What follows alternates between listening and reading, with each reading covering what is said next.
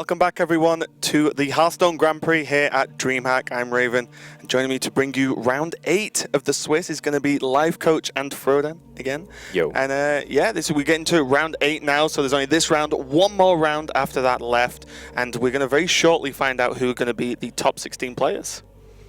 Yeah, you know, this round 16 is what people are really gunning for. Remember that this event also awards not just prize money and prestige, but also HCT points for 2017. It's the first official major. And this year, we're going to have top 16 get points. So for them, it's also really important to get that to start gearing for the playoffs. Because I know, for example, some players, they got eliminated from the tournament already. They're starting to ladder. They're starting to play a lot and grind because they want to get those points. Yeah, and the thing is as well, like, top 16, even just 2 points is actually a huge bumper when you're actually racing for the winter season, because it's a 2 points that almost no one else is going to be able to even get because it is from the major, of course. We can actually check out the standings now and see where everyone's up to and who's really fighting for those spots into the top 16. As you can see there, JJ, not a surprise. He says 7-0. Yeah. Doing it again. I told JJ he has to be careful because if he wins too much, he's just going to lose in the playoffs. That's just how it happens. If you go undefeated, historically, the person who goes undefeated in Swiss loses in the first round of the playoffs. So he's like, yeah, of course, I'll lose my next game.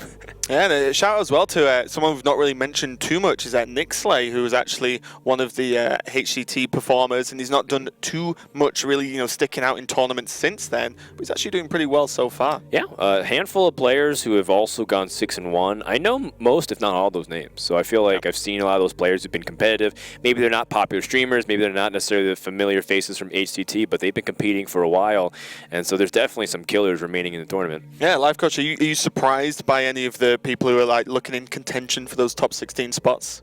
Yeah, I mean, we will also see the match now from Xixo versus stanCifka, and stanCifka basically opened with a whooping 5-0, then losing 2 matches, and now he's really at borderlines to maybe even just dump out of the tournament after this round. So I'm really excited to watch this series. Yeah, it's going to be the Xixo versus stanCifka match, and both of these players and both of the series we've got coming up are going to be elimination matches again, because as the players win more, players like JJ we've already seen on stream as well, but these players are looking very likely to be in top 16, so we are going to see them on stream later today or tomorrow, at least. So it's looking really good, and we're going to see the difference in strategies, which we've discussed quite a lot from Xixo and stanCifka. Obviously, stanCifka and Pokrovac being the 2 players who have most notably brought the ban Shaman strategy, or the not banned Shaman strategy, shall I say, whereas Xixo bringing a much more standard lineup.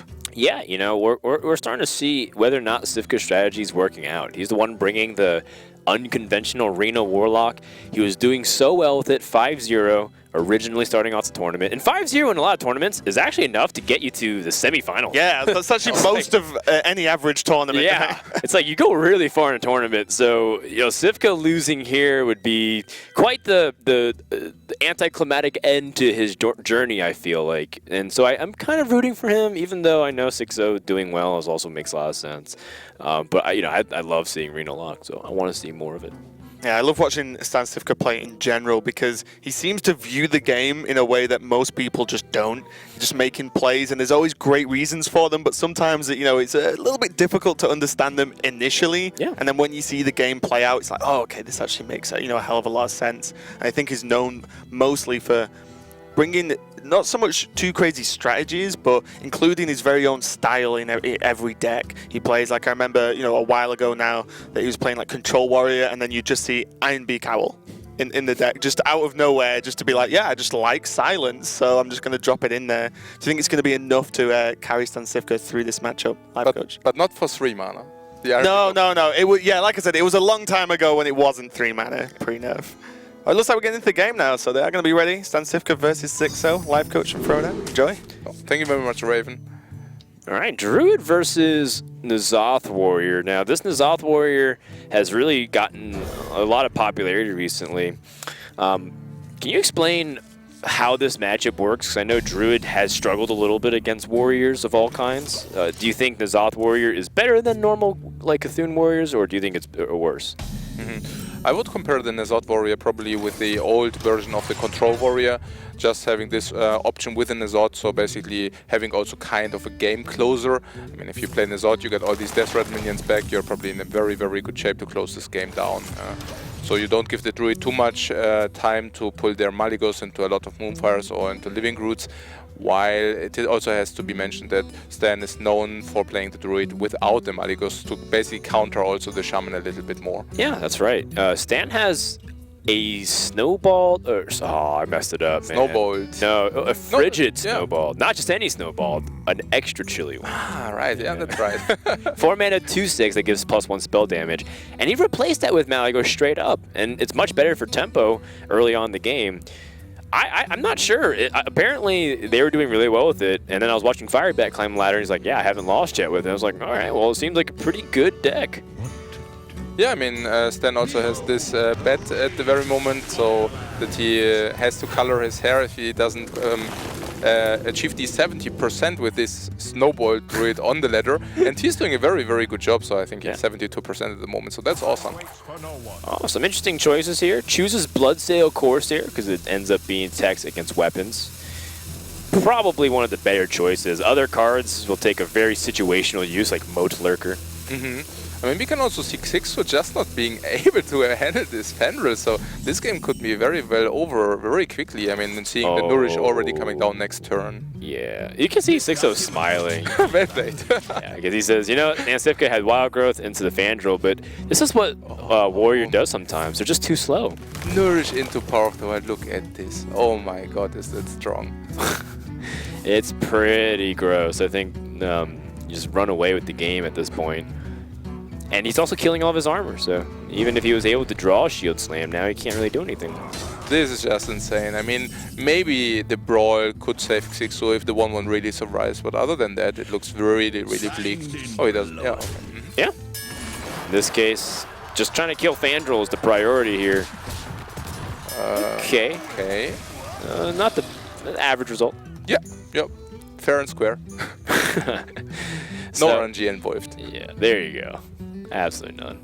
That's a really full hand from Druid. Couldn't pick pretty much any way he wants to remove this. Playing Ragnaros is also a really powerful option. If it kills off that 5/5, Xixo still doesn't have a way to remove it. Oh. I mean, Stan knows that Xixo had problems handling this Fenrir stack him, so why not just concede here and now? Very Xixo thing of him. Okay. Like, he didn't want to get through the torture of like playing another 10 turns or 5 turns. Yeah, precisely. He doesn't. He saves himself from the tilt. Yeah, maybe. Xixo does tilt from time to time. So. Oh yeah, I've heard that one too. Yeah, so you know that's maybe another strategy that you can do, because you know stanCifka also plays pretty slow. Stan likes to rope a lot. Right. So if you're just gonna save your mental energy rather than going through the hoops, just go ahead and just concede and go into the next game. Which, if he has Zoo Warlock, I'm curious to see how it does against this Frigid Snowballed build, which also has Auctioneer, which I like it. Auctioneer definitely gives relevance to things like Moonfire a lot more. If you're going to take Malygos out, then it feels like Moonfire loses a lot of power. Yeah. But if you have Auctioneer, it kind of makes up for that difference a little bit. Yeah, exactly. I mean, that's also the idea of this deck, that it can actually do something against aggro, because it doesn't play those clunky minions which do nothing, for example, the Malygos. Ah. Okay. So, stanCifka, what are the mulligans that you're truly looking for? Is it the Innervate? Because he threw away Living Roots on turn 1. Looking really hard for that Innervate, I think. Yeah, I guess it's Innervate, maybe some Bite Growth, but yeah, I'm also a little bit surprised that he threw away the Living Roots first to act. Because he knew he would get the second one. Oh, yeah. Because if he kept that, he would have had 2 Living Roots, and that would have been awkward. Yeah, that's true, yeah. I mean, even against Zoo, I'm not even sure whether you're so sad if you have the 1 Living Roots to open the minions and then 1 for the Flame Imp, but yeah. Yeah, that's true. That's also a possibility. Ooh, the Soulfire, that's strong. Maybe for later, but yeah. I mean, already this is probably one of the strongest openings that you can have with the Zoo Warlock. But stanCifka did pick up the Innervate, which is important to help swing the board. Without Innervate, Drew just gets bullied. And, you know, someone actually asked me at this tournament, have you seen a single Druid beat Zoo this tournament? It just feels like Zoo has Druid's number, like, 100% so far. Yeah, okay. No, it's probably true that Zoo has a very upper hand on Druid. I mean, JJ and me, we tested the matchup also a lot, and we're coming up with something like 40-60 maybe. So, yeah, it's really not a good matchup for sure. I don't stand really thinking hard. I definitely feel like killing the Flame Imp is one of the most important things, given the fact of how Demon Fire punishes you, but I guess stanCifka is really calculating his future turns if he wants to use Innervate now or later. I mean, even this Librarian, I don't think that you can really afford to just throw away the Innervate, so I wouldn't be surprised to see the Living Roots coming down on the Flame Imp, but the Librarian will punish that so hard. I mean, not that Stan can do anything about it, but it's just so insane, this Darkshire Librarian in this very situation. Yeah, well, I think that's pretty much what Stan has to do. And when Xixo plays the Darkshire Librarian, oh my God. Goodness. 1 in his 3, 1 in his 3-4. Oh my God, is that, oh whoa, is this a second imp? Yeah. Oh my God. So you play that and the second Librarian and then draw 2 cards, assuming it survives. And you get a 3-3 for free. Yeah. That's insane. Oh, assuming the next card you draw doesn't get discarded instead. That's true, yeah, it will be a 50-50. Oh my, okay. So he doesn't, Stan decides not to Feral Rage this imp, and now it's just insane. Yep. Drawing 2 cards. If you really discard the Golem, getting another 3-3, it's so strong. Okay. I don't know if Demon Fire changes it. It's still a very powerful play to be able to cycle this aggressively. Oh. That's pretty unfortunate, I guess. The Silverware Golem just doesn't want to come out and play. Nope. He's shy. But I mean, with the Zoo having drawn so many cards just like this, it definitely doesn't look very good for Stan in this very situation. Although it's not that much pressure right now, and with Arcane Giants in the hand, maybe Cifka can find a way to eventually swing the board. So I always feel like Druid just needs time because they'll eventually win. And Xixo doesn't exactly have, like, you know, the Doom Guard, and he hasn't summoned the Silverware Golem. So I feel like there's still a chance for Cifka here. Yeah, I definitely think that you're right. If the Arcane Giant sets the board, they might have a chance to swing back the board. But they are still costing 8 mana at the very moment, so it will probably be some kind of time until we will see them. Yeah, I mean, he can Innervate out 1 next turn, but that's his entire turn. He's going to have to hope that 8-8 can handle the onslaught of small minions. Yeah, I mean, it's 1 damage now, 4 damage next turn, so he might think, okay, my Giants are dead anyway, so why not just play them? But they are really not having that much of a board to impact at the very moment of the game. Oh, Swipe gets drawn. That's super important. Yeah, so that way he can help control the state of the board a little bit and then not have to worry about all the small little things. That's right. I mean, Swipe being probably the very most important card in this very matchup, and having drawn 2 of those is really insane, especially because Xixo will definitely not play around the second Swipe here. I'm just going for it.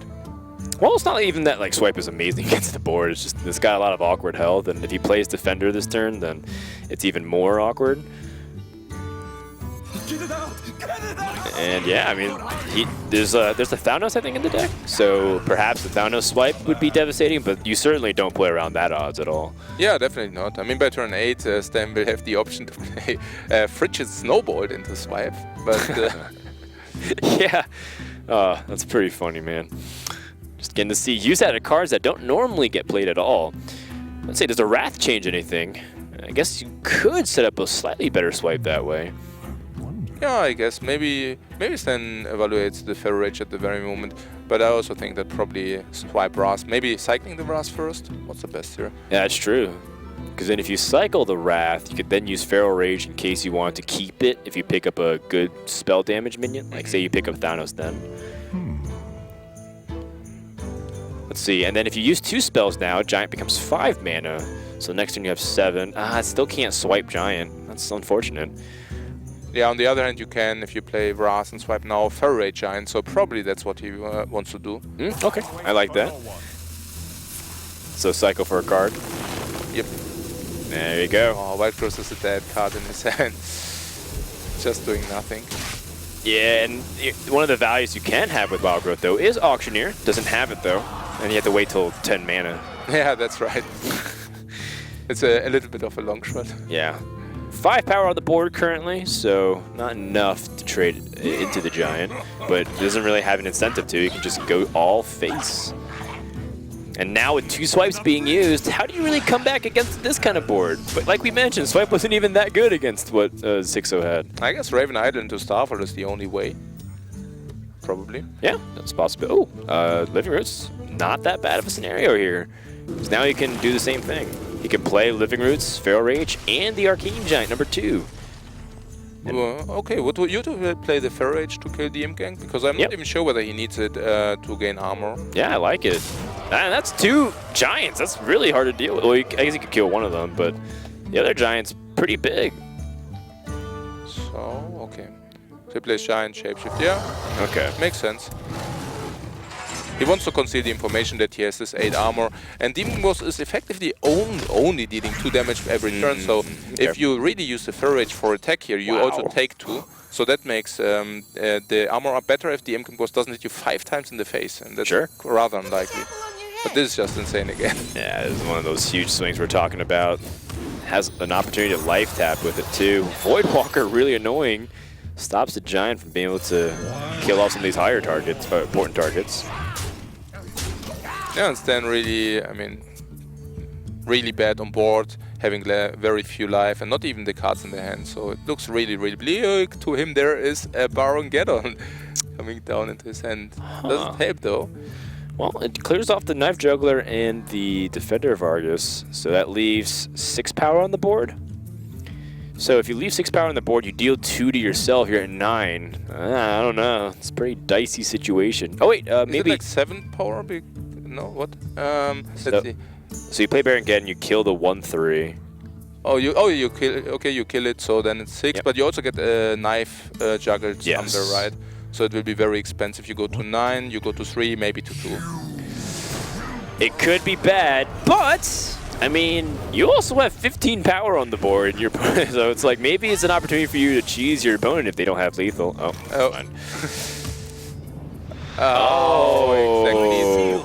even one off. Yeah. So being able to kill his opponent this turn and end the game. So, but this is kind of what we expected. It'd be actually a huge upset if Druid was able to beat the Zoo. That's right, but it was actually, I mean, there was the one turn where Stan decided to shapeshift instead of giving himself 8 armor, and we discussed about the possibility of just getting these 7 additional armor, and in this very case it would have at least led to 1 turn more survival, but I mean, probably he would have lost the turn after, I guess. I don't know, maybe. Yeah, it was close. It was close. I mean, he had a lot of damage on the board and Baron Geddon active, right? Yeah. So he could have definitely top-decked something, that's for sure. I think that that could have definitely changed the outcome, but, well, pass is the pass. Game 3 is Dragon Warrior. Now, remember, Dragon Warrior was brought specifically to kill Zoo. Yep. And it's so far worked out for a lot of people. Skaka mentioned that he feels like this is actually a very hard matchup to play from the Dragon Warrior's perspective. There's a lot of ways you can mess up. Yep. Definitely agree there. I think in this Dragon Warrior against the Zoo matchup, the most important thing is to time your resources. Oh man, that was an insanely good draw. But time your resources, especially the Ravaging Ghoul resources. So you don't want to play the Ravaging Ghoul for a little bit of value. You want to wait on turn 5, turn 6, 7, and then get the maximum value out of it. This is just insane. I mean, Zoo will get completely demolished here. At least it seems like it. Fire War Axe and the Dragon's Champion. Okay, so... Well, Bloodseeker Fire War Axe still leaves behind 2 1/1s. So not exactly... That is actually one of the better answers to the scenario. Oh yeah, definitely is. I wouldn't be surprised if I would see Blood to Ichor on the Imp boss, the 3-2 trading into the 1-1 and then Fiery War Axe with no hit. Oh, just don't actually attack. Yeah. Well, maybe he does, because otherwise the Imp boss can also trade in the 2-2. Yeah. So probably he does. I'm thinking about it more. I actually kind of like it, equipping Fire War Axe just to not attack. How do you get punished for it, if at all? Well, I mean, the 2-3 Imp boss trading into your 2-2 is probably already punished enough, so you just do that. Yeah, probably. And I also really like the attack, because you're otherwise vulnerable to Wolf. Which he did end up drawing. So 6-0 from this position. Probably just going to search for a card he can play here. That's interesting. Yeah, it's very difficult for him. I mean, power overwhelming, he really wants to trade this 1-1 into this 3-1, so power overwhelming not really doing much. Xixo at this very board state can also not expect to be ahead on the board at any point of the game, so I wouldn't be surprised if he would just take the Worgen. Yeah, Worgen's actually not bad to play in this spot either, just straight up. Your opponent playing Ravaging Ghoul is not exactly the most amazing thing playing off curve. This is actually what you're kind of afraid of. The 3-6 coming down, and that means you're not getting through that easily at all without Soulfire. And another Fiery War Axe. stanCifka pretty much drew the nuts. Oh yeah, you can bet. Especially also with his Dragon Draw, and now he got access to Blackwing Corruptor. It's just insane. I mean, even if this comes down with the Ghoul, no, he gets which it. it does, yeah. That's or with pretty the big. It's pretty big, yeah. But I'm not even sure whether this will be enough. Yeah, because Blackwing Corruptor is insane. Oh yes. Easy 3-2 trade with the little slime. And from that point on, you still have Fiery War Axe. Yeah, I also think that Dragon Warrior definitely has the upper hand here. Also getting all the beneficial trades. I mean, that's the thing about Zoo, right? Zoo is ahead on board. Zoo can basically manipulate all the trades in their favor, also getting these snowball cards. But if you are behind on board with Zoo, it's just a very, very bad situation. Oh, does Power Overwhelming change anything? I mean, you get a much better trade with the Worgen Infiltrator, and then you can Direwolf Alpha trade into the 5-4. Yeah. It's actually pretty good. Yeah. And then you get to draw a card as well. It's insane. Yeah, that was absolutely insane. Pretty much exactly what he needed at that point. And all of a sudden, maybe Zoo's able to get ahead onto the board now because no value trades were taken on Cifka's side with his mid-sized minions. Oh, that's also such a strong card in the slot first man. I mean, not exactly doing anything here, but this weapon will prove very, very helpful in the future of this match. Certainly. And if not, even just the 1-1 too can help challenge things. It sets up for Ravaging Ghoul, helps you get that extra damage in. Something to mention is also that sometimes Zoo can also try to fatigue or exhaust the Dragon Warrior, so the Dragon Warrior runs out of cards, but obviously with Stan having drawn both Azudrakes, that won't happen. Is Stan running the Curator version? Yes. Dragon Yes. Okay. So that means he also has additional card draw in case he picks it up. Yeah, or the Murloc for also 37% on the life tap, so I don't think Stan will fatigue or exhaust very quickly here. Soulfire draw. It's good. Yeah, being able to get a clean kill and then force your opponent to have to deal with the Dark Shark Councilman with some pretty weak minions there. What's the downside of using Soulfire here? I guess, are you exposing yourself too much to Ravaging Ghoul if you do that? I just think that Xixo sees the 1-1 weapon and he really doesn't want that his wolf simply becomes eaten by this 1-1 or 1-2 weapon, sorry. Yeah. So he decides to trade the wolf away so that the weapon doesn't get maximal value. But I guess he cannot really prevent it. I mean, the weapon will always get value. So, yeah, I mean, Stan could play Dragon into Slam and double trade if he wants. I mean, looks juicy. Yeah. Like double trade into the Councilman, I mean. Right, the Councilman can get killed that way, and you're not taking that much damage from it. Still have a weapon. That sets up the Fire War Axe and the Frothy Berserker for next turn. So I think that's pretty strong. I don't like leaving Dark Shark Councilman on the board because it can grow too much. So I think it's definitely one of the stronger options. Oh, wow. Wow, there's a Curator. Massively important draw. Yeah. I mean, also about the spell power option, I mean, you don't really have that many spell powered spells in your deck, so why not just use them if you get them? Followed by an awkward draw of Sir Finley, so the Curator has less importance. I mean, it's also not bad that the Curator also gives you access to these monkeys. I mean, by playing the Curator, you already know that you will also have the ability to taunt up the next turn as well, and that's pretty huge. Well, a very awkward draw here from Xixo. He gets Doomguard with the Soulfire. He was very much playing the Soulfire and then life tap is something else and not have to risk discarding the Doomguard. Yeah, that's true. Yeah, but it is what it is. Doomguard here is still very strong. How does the Drake punish you? There's not many spell power things in the Dragon Warrior, so I don't feel like it's that bad to ignore it if you want to start pressuring your opponent. No, probably he can just go face. I wouldn't be surprised. Yeah, that's right. Okay, well, stanCifka needs to stabilize, and Curator can help him draw cards. The Curator being played here is more just for the taunt body, because you just need to stop taking damage. Yeah, that's right. Absolutely agreed. So the other option would be probably Armor Up, Frozen Berserker, Fairy Dragon, and Sir Finlay. Not sure how they compare with each other. I also agree that the taunt body is pretty important on board. But it just dies to the Doom Guard, unfortunately. Yep. And you're not, I mean, you're not really developing that much behind the Curator. At best, it's just Finlay. So it becomes a 5-3.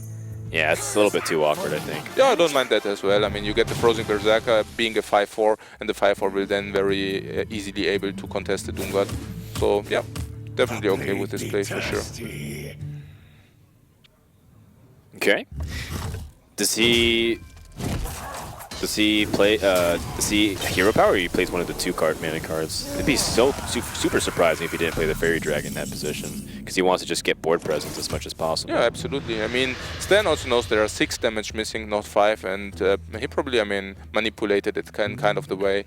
I mean, maybe if there would only have been 5 damage missing, he would have played the Curator, but because he knows Xixo needs 6 more damage, it's basically impossible to do that. Frozen Berserker is really annoying now because of how much it can grow in potential, so I definitely feel like killing it is really important. And all of a sudden, Trade's going down, hoping that he can grind his opponent out of the game. But that's not going to be really the case here. With Fire Warwicks and Curator, that is going to be very swingy. Ooh, a ghoul, that's very important. I mean, for the future. Maybe this turn will still be Fiery Warwicks and Curator, trade the Fairy Dragon in the 5-2 and killing the Wolf. But just for the future, Ravaging Ghoul is always very strong against you. Oh yeah. Oh yeah, definitely. And Curator being able to draw into even more plays too. Oh yeah, it also lines perfectly into the Im gank. So that's also something to mention.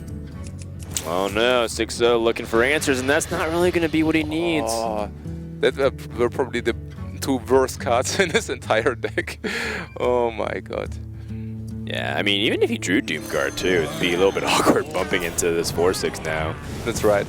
So it's not even like it would have been that amazing. And if stanCifka starts picking up some of his power cards... Oh, there it is. Yeah, now he can set up a 9-9. It's pretty convenient. I mean, he will probably hit the Voidwalker, maybe even with a weapon, and then the Curator, maybe even in the Flame Imp, and setting up this 9-9 for next turn lethal. Yeah, I like it. Stay your opponent at a 15, play the Twilight Guardian. Yeah, or just both face. Yeah. And the Draconoid Crusher, and that's pretty much checkmate. I don't really think Xixo can do anything from this position. He took too long to get to the point. Soulfire, not enough. I guess he needs to get Doomguard or some kind of Defender Vargas. Not going to be enough. Game 3 goes to stanCifka. And remember, this is an elimination match, so Xixo dropping the series here would mean he is out of the tournament. Yeah, definitely. I mean, we also know that Xixo will now queue the Shaman to fight against the Dragon Warrior, and yeah, that's a very equal matchup. So I'm really curious how this will go.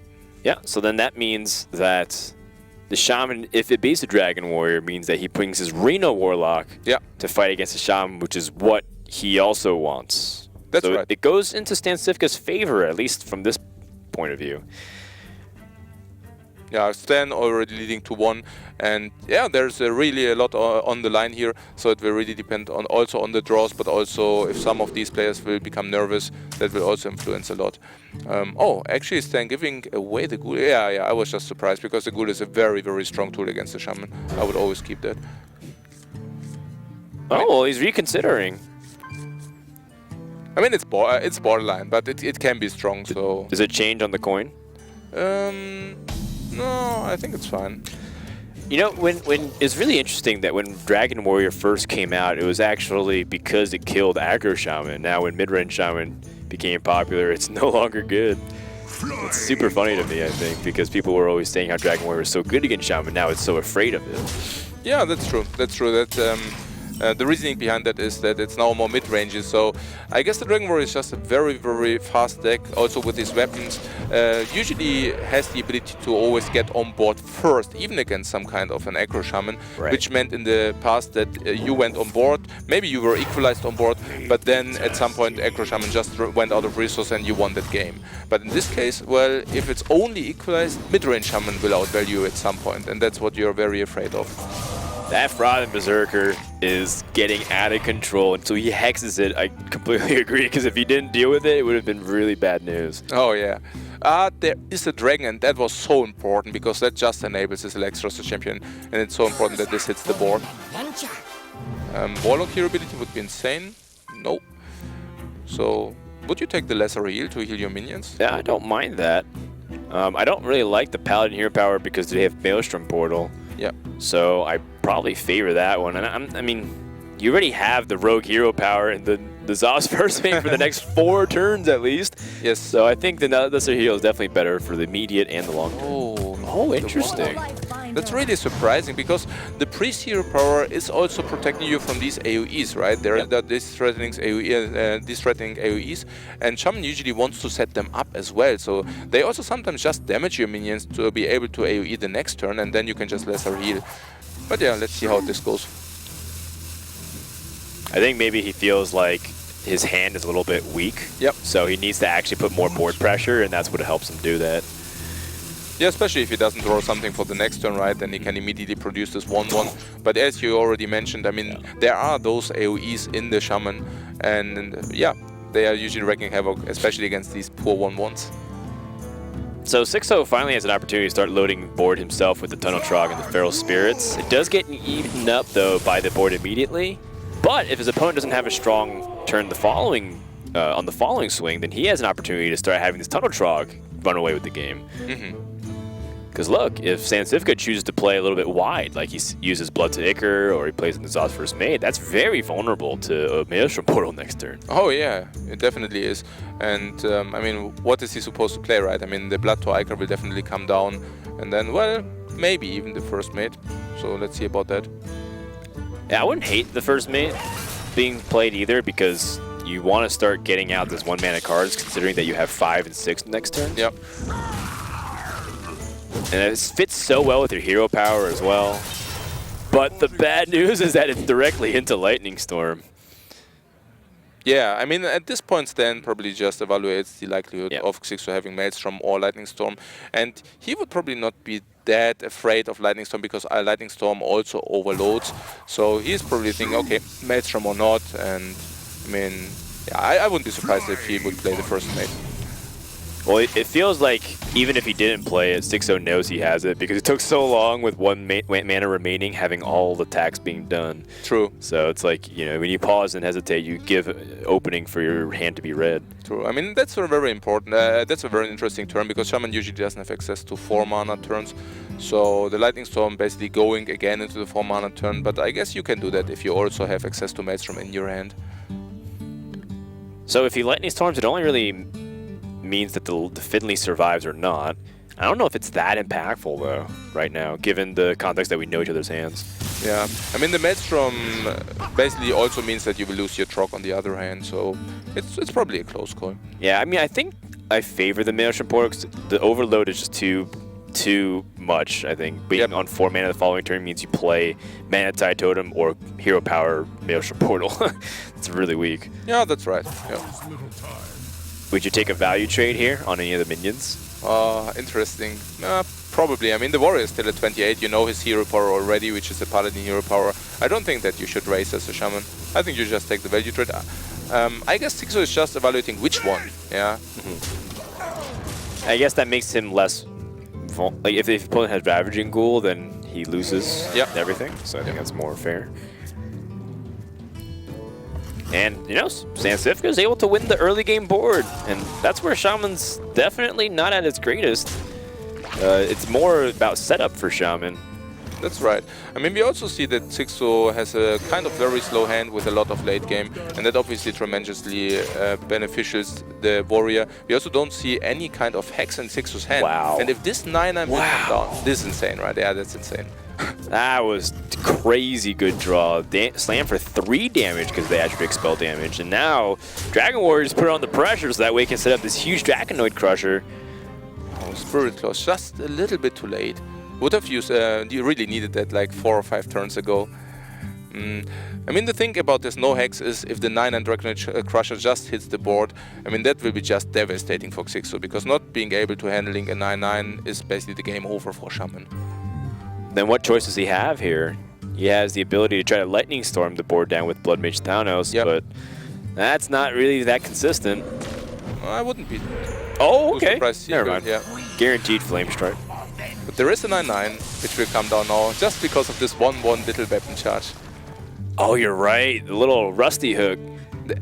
Grab him. Scrape him in the face. Yeah, 9-9. he's going for it, yeah. I like it. I mean, And this is insane, because Sen is just hoping for this no hex. I mean, he doesn't know that there is no hex in Xixo's hand, but he just hopes, and he gets rewarded for this hope. I mean, he's seen one already, so it's unlikely that he has a second one. That's right. All right, well, this Barnes summon. Ooh, not a too bad one. Yeah, not too bad. Not the greatest. I'm kind of curious why Xixo just didn't maybe try to fish for the hex. He could have also traded his Thanos to do that first before the Barnes. Yeah, that's right. But I guess in this point, he just felt like he wanted to use Barnes and put pressure back on his opponent. That Taunt Totem is pretty valuable too if his opponent didn't have a weapon. Okay, that's interesting though, whether you go for Grom or for Fairy Vorax, Monkey and Fairy Dragon. It's actually a close call, I would think. Okay, but he goes for that. Alright. Also setting up a potential lethal with Grom and the Fiery Vorax if there is no taunt next turn. So I really like that one. And yeah, probably playing the Monkey, but not the Dragon. But probably hero powering here. Because the Dragon is important to enable your other Dragon cards. That's true. Blackwing Corruptor, Twilight Guardian, all those cards are, and Alex Straz's Champion. All those are very useful next turn if he needs it. That's right. Yeah, also being out of cards, so he only has 2 cards left. So hero powering is definitely very, very appealing here. Yeah, I do like the hero power in this position. What does Xixo need from this spot? I think he needs that Hex. Ooh, does Lightning Bolt help at all? I think it's pretty over. I mean, he needs to roll this Totem, and then he also needs to address the board, so he needs to do a lot of stuff. I'm counting how much damage he can do right now with everything, because he has Thunderbolt Valiant, Spirit Claws, and the Lightning Bolt. But he's definitely short here. It's like 15, I think. Yeah. Yeah. He has to still get through that taunt. Can he at least kill the 9-9? And if he gets the Taunt Totem, does that save him? I think it does. I mean, if he has 15, then yeah, that should be enough to clear. He can also trade in Thanos, fish for a Hex, right? And then Lightning Bolt 3/4, and then clear the board. That would help him stay the most safe, although he's dead to just Grom to the face. I mean, he cannot even tank it. He cannot even tank the Monkey, right? So he's just going for this, fishing for the Hex. If he doesn't have a Hex, he probably just... Okay. Ragnaros. But this means that he's guaranteed dead. That's right. And that's going to wrap up the series. stanCifka stays alive, not even needing his Reno Warlock. Being able to kill Shaman. The kill Shaman strategy is still working out. Yeah, it's insane. I mean, really just witnessed a very most insane matchup between 2 of the world's best players, and it was awesome. Yeah, really good gameplay too. Just amazing. I'm really impressed that this strategy is working out, because I personally don't think that Druid warrants a ban a lot of the times, because I personally think Druid's even sometimes the weakest class that you have in your lineup, sometimes 3rd or 4th best. But choosing instead to go with an alternative strategy and being able to come out on head, it's very impressive. I like it a lot. Yeah, I think it's a genuine surprise for me as well that Dragon Warrior has been performing so well on average at this tournament, with the how popular the more control variants of N'Zoth, Cthulhu have been recently. And then everyone thought, oh, Dragon Warrior is just falling off now. Execute being 2 mana means there's much less chance of using that card for tempo, but it's still getting the work done. And I'm guessing you're taking a lot of the credit for Cifka doing well with Dragon Warrior this tournament. It's like Life Coach is winning the tournament right now. He can cast and win at the same time. It's crazy. Yeah, he's always wanted to do that. How about Cifka's with us now? Congratulations. Hello. Another win. You know, how did the series go? Dragon Warrior did pretty well for you there. Yeah, it was very surprising. Like, it's such a bad deck, and surprisingly, it got such a somewhere. bad deck. Yeah, the Dragon Warrior. Well, if you 10%, please. 10%. No. If you win the tournament, Cifka has to give you 10%. Yeah, I really need it, like this 10%, I guess. You can definitely afford to dye your hair blue, though, afterwards. Oh, no. Oh, my God. Yeah, there's some bad going on there. Yeah. So you're happy with the Dragon Warrior pick? Yeah, it was like it's doing so slightly strange. better than I've expected. It's so strange to see you play that deck and bring it over. You know, normally bring a little bit more crazy stuff, Dragon Warrior, but it's getting the work done, so it's not too bad. You didn't even need the Reno in that series, right? Yeah. So feeling pretty confident. That puts you at, what score is that now? 6-2, so 6-2, I really need to pick up the win in the last round. So Yeah. I'm sure you got it covered though. You guys got any questions? 'Cause I think we've got the next series.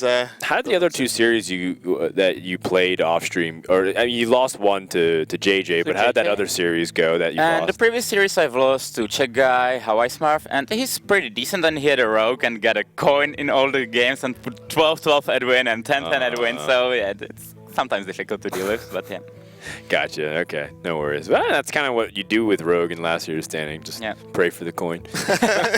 Just get the coin, decide whether you're going to win the game there and then. And that seemed to work out. So yeah, going to let you prepare for your next series, and good luck. Yeah, thank you. The rest, hopefully you can make it through and we can see more of this the shaman leaving up strategy. See if that works out. So good luck. Yeah, I guess you can see it in Pokrovac series, which true. Yeah, we're about to move on to Pokrovac versus Frozen series, which is looking pretty good and using exactly the same strategy. So looking forward to see if I can follow Cifka, as these are both elimination matches as well. I agree. We're going to continue with the elimination matches. Frozen and Pokrovac, I think, are 6-1. Yeah, they're 6-1. Yeah.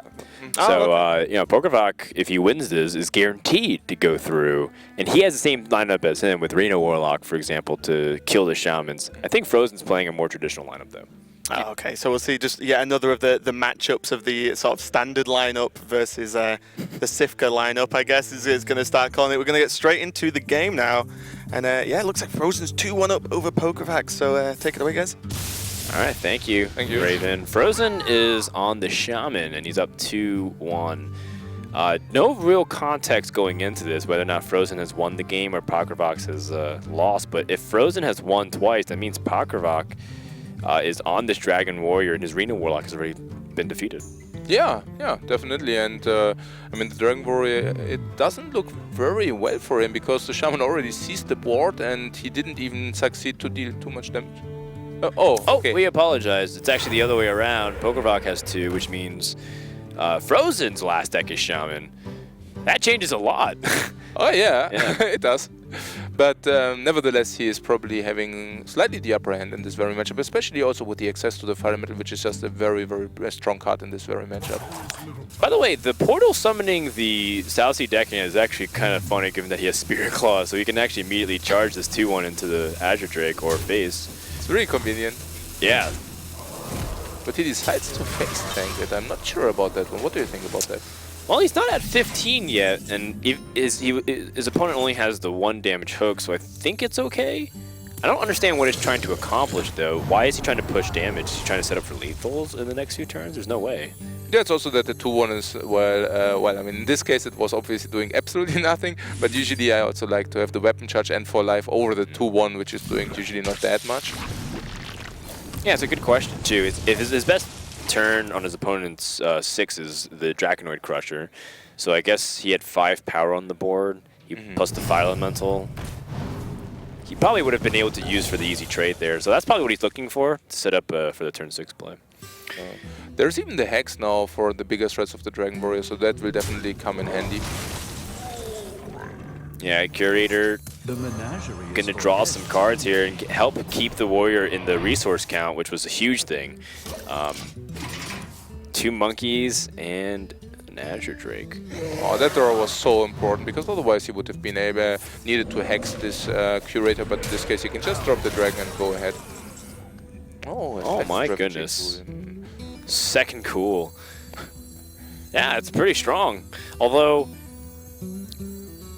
do you need to play it? Because it felt like you still had the ability to, like, hero power down instead. Yeah, play the value game. Yeah, I think you need to play it because also of the 6-1. I mean, you don't really want to face tank 6 if you don't even have access to your armor up here ability anymore. Okay. So I definitely agree with that. Ragnar's coming down, yeah, that's expected. And probably also, probably also trade because Frozen is already facing 7 damage in case Ragnar hits face. But yeah, that's fine as well. Yeah, attack face, increase your chance to hit a minion. Yeah, absolutely. Oh, well, he doesn't. He hits face instead. Wowza. That is a lot of pressure coming in from the Dragon Warrior. Yeah, I mean, that's the thing. I mean, if Frozen goes ahead and faces the face or goes face and the Ragnaros hits face, then he's just in a very, very devastating position because suddenly you can just ignore the Ragnaros. Hold on. Oh, no spell damage totem. That was super important. Could have nearly cleared the board. Yeah. Now he needs this Lightning Storm to do really well. Get 3s. Oh and the portal. My god. Wow. That was kind of a spell power totem. Yeah, might as well be. In spirit. Oh, I think that's it because Grom can just ping and that's going to wrap up the series. So despite the fact that Frozen fought back, once more, we see the Pokrovok / stanCifka strategy being able to beat the Shamans. Yes, yeah. I mean, as we said, Frozen played the very aggressive style, gambled on Pokrovok not having anything in the hand, but wasn't rewarded. So yeah, Pokrovok proceeding here. Yeah, that was a really quick second series there. We started them a little bit later than the first series, but in the interest of the schedule, we didn't want to be holding up the rest of the matches too much. So Frozen still in the tournament, still able to go to round 16, but he absolutely needs to win his next game. Meanwhile, Pokrovok guaranteed to go to the round of 16 with his unusual Arena Warlock and the Dragon Warrior lineup. How'd you enjoy that, Raven, for that brief 2-minute break that you had? Yeah, it was a lot of time to consider the matchup and see how it went. But yeah, I think we can find out more from Pokrovok, of course. We didn't really get to see too much of that series. How did it go overall? What were the first few games like? I won first 2 games with Druid versus Zoo and versus his, I don't know what was the cards, because I am super excited because I make top 16 right now, so... That's reasonable. That's allowed. Yeah. You can be excited and be Thank happy. you very So much. congratulations Yeah, for that. thank you very much. And so I won first 2 games, then I lost versus his Shaman, and then I won with Dragon Warrior versus his Shaman. Yeah. Did you say you beat Zoo with your Druid? Yeah. Oh, was how So it's just casual. Yeah, that's just what you do. How did that game specifically, how did that go? Were you always just ahead? Did the Zoo draw badly, or? Yeah, If you can remember that far back. I had pretty good draw. I had a lot of removal on start and ramp on start. Then I casted 2 giants in 2 turns and just have super good trades. And yeah, I had survived with spell power, I think, too. So pretty good. Pretty much had all the answers you needed to beat Zoo. That was a pretty key matchup, actually, taking down Druid versus Zoo. Was that game 1 as well? Game 2, I think. Oh, game 2, okay. Yeah, he would have picked Zoo into the in Druid, first right? game, I beat Tempo Mage with Druid, yeah. Oh, okay. Not too bad as well. So, yeah, you guaranteed top 16 now, right? So that's fantastic. Is there anyone, you looking at who's actually at the top of the standings at the moment? Is there anyone you kind of don't really want to run into later on today? Like, I don't want to play versus Super JJ because he's a super good player, and also So that's reasonable. I don't know who wins in match Stan versus Xixo. And of course, one of them, if stanCifka won. Okay, of course, versus him, like we have same lineup, but he is better player than me, of course. But so Wow. against. You're I like the don't want- first person to ever come out a winning interview and admit someone else is better than them. Very humble. I like it.